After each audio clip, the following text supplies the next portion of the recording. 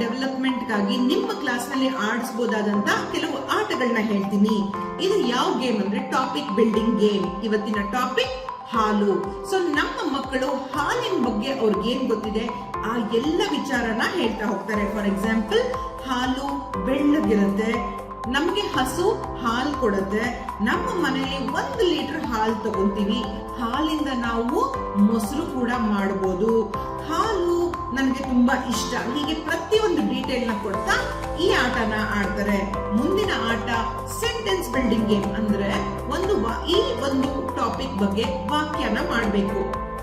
Carrot orange ಬಣ್ಣದ್ದಾಗಿರುತ್ತೆ. So ಈ ಒಂದು ವಾಕ್ಯದಿಂದ ಒಂದು ಡೀಟೇಲ್ ತಗೊಂಡು ಇನ್ನೊಂದು ಹೊಸ ವಾಕ್ಯವನ್ನ ಇನ್ನೊಂದು ಮಗು ರಚಿಸಬೇಕು.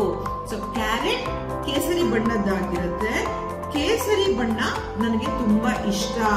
ಸೊ ಬಣ್ಣಗಳಲ್ಲಿ ಹಸಿರು ಬಣ್ಣ ಅತ್ಯುತ್ತಮ, ಮರದ ಬಣ್ಣ ಹಸಿರು.